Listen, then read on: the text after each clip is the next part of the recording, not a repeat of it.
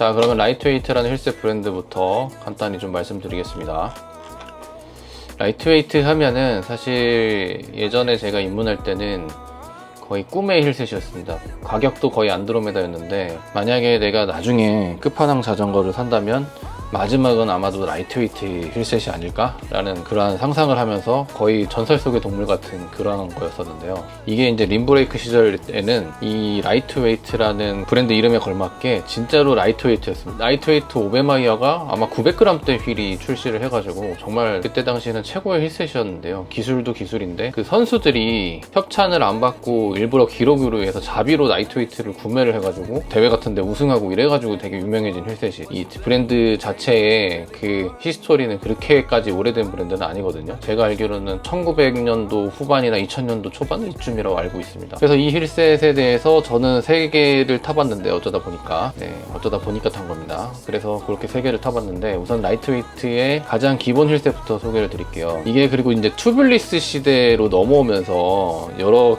브랜드의 경쟁력들이 상당히 높아졌어요. 그 이유 중에 하나가 사실 림브레이크 시절에는 요 림을 잡기 때문에 열변형이 되게 취약하거든요. 그래서 그런 것들을 열변형이 안 나면서 경량을 하는 것들이 상당히 기술이었었는데, 지금은 그게 이제 사라지다 보니까 이 무게 줄이는 게 되게 쉬워졌습니다. 그래서 라이트웨이트의 현재 그 힐셋의 무게가 지금은 그렇게까지 뭐 라이트웨이트 하지 않다라고 보시면 될 것 같고, 그때부터 조금 폼이 좀 죽기 시작했죠. 기본적인 힐셋부터 말씀드리면 라이트웨이트 마일슈타인이라는 게 있습니다. 이게 가장 기본적인 라이트웨이트에서 가장 많이 사는 힐셋일 거예요. 이게 기본 힐이라고는 해도 가격이 무려 850만 원입니다. 850만 원이고, 여기 블랙 에디션이 지금 보시면 80만 원이 더 비싸잖아요. 그래서 라이트웨이트 힐셋의 특징 중에 하나가 기본 힐이랑 이 블랙 에디션은 차이점이 그 허브에 있는 베어링이, 블랙 에디션은 세라믹 베어링을 사용했고 일반 버전은 스틸 베어링을 사용했습니다. 그 차이가 거의 80만 원이 되는 거고요. 그리고 요 라이트웨이트라는 이 글씨 있죠. 요 글씨가 검은색이냐 하얀색이냐 그 차이, 요 2개 차이가 있습니다. 그래서 재원상 무게라든지 뭐 이런 것들은 차이가 없기 때문에, 그래서 이걸 쭉 보시면 이 라이트웨이트라는 힐셋은 지금 딱 보시면 이거 너무 아름답지 않습니까? 이게 딱 그 라이트웨이트 하면 떠오르는 그 디자인 아이덴티티가 딱 있습니다. 그래서 림은 이 거의 카본 결이 느껴지는 이 점점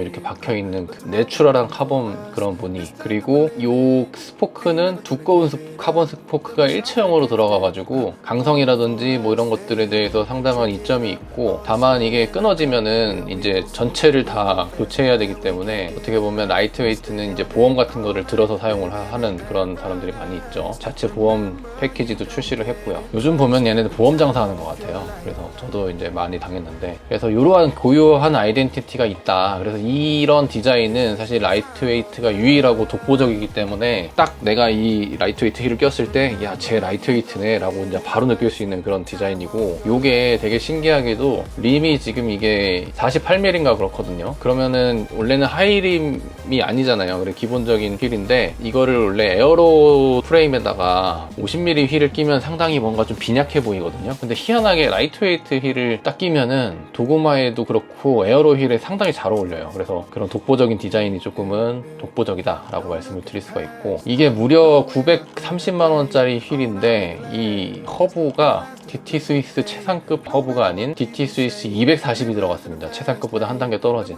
그래서 이 휠의 무게는 약 1380g으로 48mm고, 요즘 트렌드랑 맞지 않게 림폭이, 지금 내부 림폭이 이제 18mm, 18.2mm로 조금은 두껍지 않은 그러한 림폭을 가지고 있어요. 그래서 이게 조금은 그런 경향이 있다라고 보시면 될 것 같고, 다음은 이제 라이트웨이트 오베마이어입니다. 이거는 이제 마일슈타인에서 한 단계 업그레이드된 힐셋이라고 보면 되고요.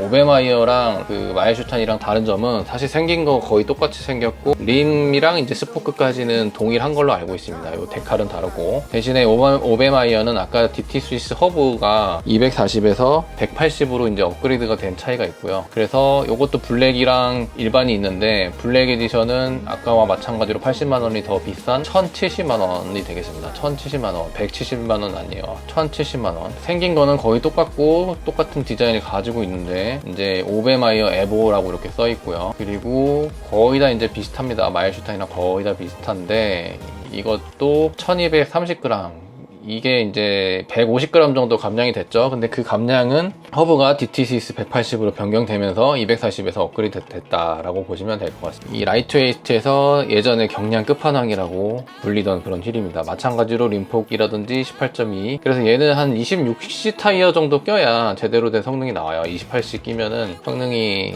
이게 이제 타이어가 부풀어서 이제 좀 맞지 않습니다. 그래서 28cc 끼고 다니기도 했는데, 그리고 그 다음에는 이 페른버그라는 휠셋이 있는데, 요거는 이제 지구상에서 가장 비싼 휠셋이라고 보면 되고요. 요거는 아까는 이제 기본적인 휠인 반면에 얘는 하이림입니다. 하이림이어서 63mm 그리고 85mm가 있고, 이번에 나온 그 페른버그는 페른버그 에버 프로라고 해서, 요것도 어떤 차이가 있냐면, 예전에는 페른버그가 1,300만원 정도 했었거든요. 그 1,300만원짜리 휠이 무려 DT 스위스 240을 썼어요. 이것도 역시 240을 써가지고, 원래 무게가 이 85mm 기준으로 봤을 때 예전에 1790g인가? 뭐 그 정도 돼가지고, 아무리 그 하이림이라고 하지만 너무 무거웠었거든요. 너무 무거웠었는데, 프로로 업그레이드 되면서 이번에 새로 출시를 했고, 이 1615g으로 줄었습니다. 그래서 내폭이라든지 외폭은 아까 오베마이어랑 같고요. 근데 요거는 경량이랑은 거리가 좀 멉니다. 오히려 보면은 간지는 엄청나는데, 간지가 엄청나죠. 보시면은 이거 뭐 휠이 좀 참 강하게 생겼죠. 요게 제가 사장님들 뭐 이런 분들한테 이제 물어보면, 샵 사장님들한테 물어보면은 거의 최고로 불리긴 합니다. 이게 그 림은 진짜 좋대요. 그래서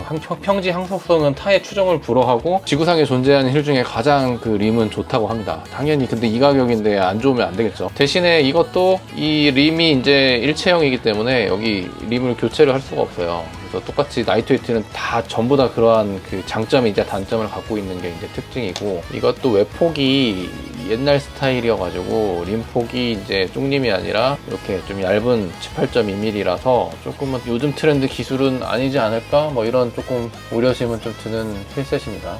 그래도 성능만큼은 최고다. 하이림 중에서는 거의 최고의 수준으로 성능을 뽑을 수 있다라고 자평한 그런 휠입니다. 그래도 이거는 사실은 이 돈 주고 살 수 있는 사람은 거의 없을 거예요. 지금 거의 웬만한 최상급 완차 가격이거든요. 그래서 이런 휠도 있다라고 보시면 될 것 같습니다. 네.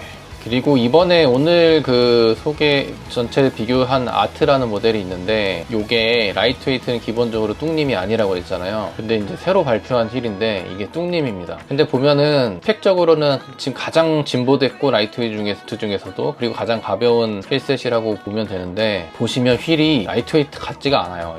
이거 거의 뭐랄까 그냥 솔직히 말해가지고 중국산 휠셋 이렇게 생긴 거 많거든요. 카본 스포크 달아가지고. 그래서 요거는 아마도 거의 이거를 사신 분은 못 본 것 같아요. 제 주변에도 없는데.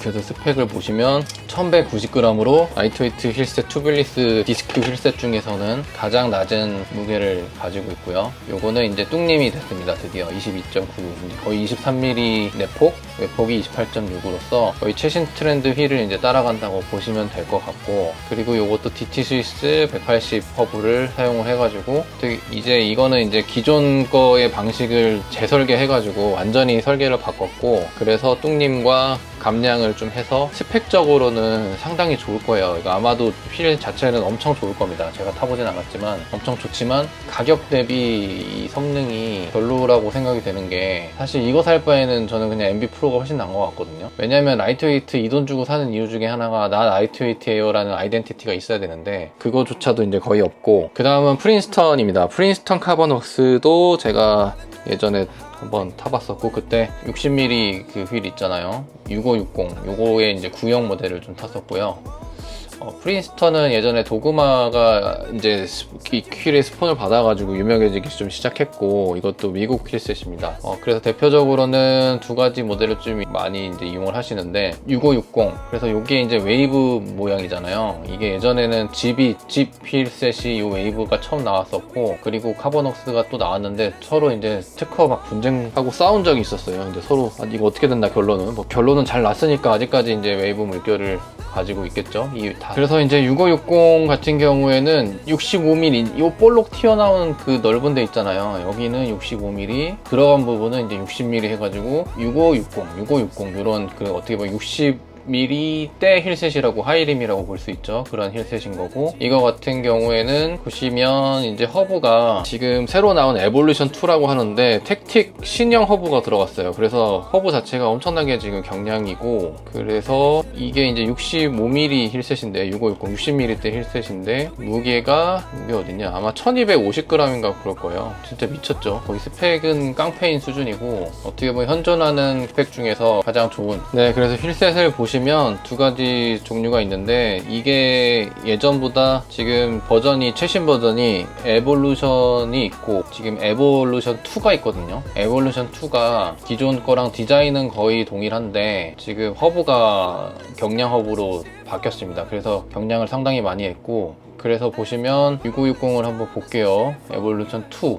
이 새로 나온 신형 힐셋이고요. 이게 무게가 미쳤습니다. 1250g, 그러니까 60mm가 넘는 힐셋인데 무게가 1250g. 라이트웨이트 아까 오베마이어랑 거의 비슷한 수준이죠. 그 48mm짜리 힐셋이랑. 그래서 지금 허브를 상당히 경량을 하고 해가지고 이렇게 좀 변경이 되었다라고. 그리고 림폭 같은 경우에도 내폭이 22mm로 살짝 그 아쉬움은 있지만 어쨌든 뚱님이라고 봐야죠. 뚱님이라고 봐야 되고, 외폭은 또 33mm로 엄청 두껍네요. 그래서 이 뚱님의 경량 힐셋이라고 보시면 되겠습니다. 그리고 여기 에볼루션 2 4550이 있는데, 4550 같은 경우에는 마찬가지로 이 두꺼운 부분은 50mm, 그리고 이 들어간 부분은 45mm로 4550 뭐 이렇게 되는 거죠.